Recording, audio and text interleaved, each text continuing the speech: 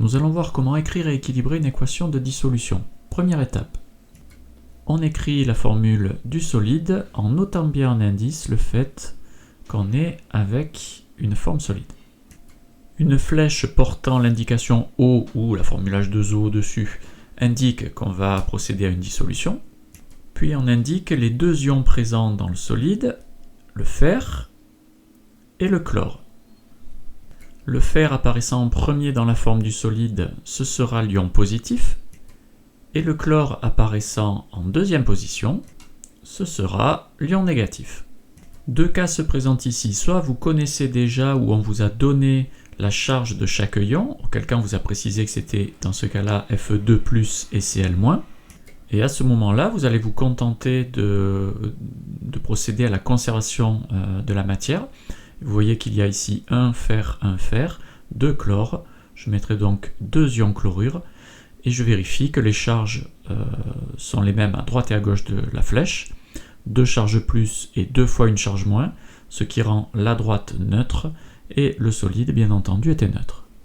Deuxième cas, vous ne connaissiez pas la charge de chaque ion, vous pouvez la trouver en observant le solide. Vous voyez ici que vous avez un fer pour deux chlore. Comme vous avez un solide qui est forcément neutre, eh bien la seule possibilité, 2 chlore va me donner 2 charges moins, il faudra donc que le fer possède lui 2 charges plus. Retenez simplement qu'un ion ne peut porter que 1, 2 ou 3 charges. Qu'elles soient positives ou négatives, c'est 1, 2 ou 3. Alors dans ce deuxième cas, on a du sulfate de zinc, donc on a bien écrit en indice le fait que ce soit solide. Le zinc est écrit en premier, ce sera donc l'ion positif. Et on voit qu'ensuite, il y a SO4, qui va être un ion polyatomique qui contient plusieurs atomes. Et comme il est écrit en deuxième place, il portera les charges négatives.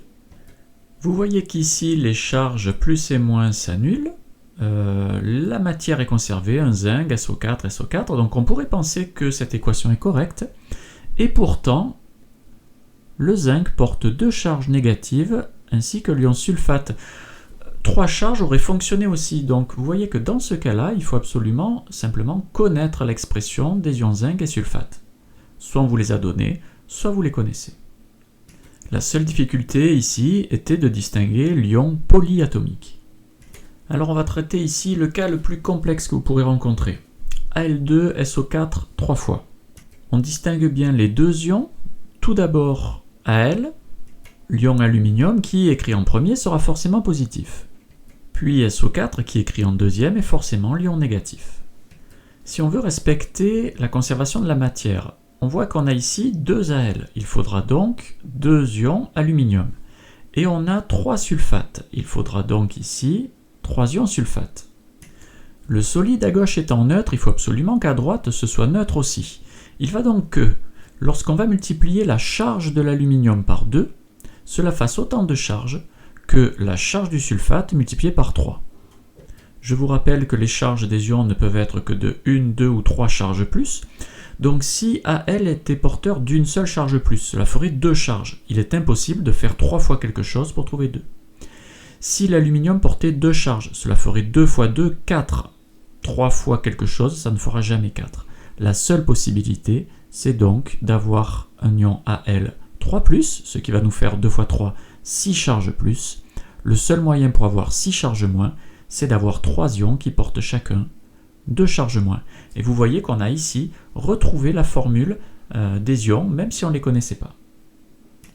Conclusion ici, vous voyez que finalement, la méthode qui nous donnera un résultat le plus sûr consistera à équilibrer en 1 les éléments chimiques, c'est-à-dire la conservation de la matière, et en 2, on équilibrera les charges.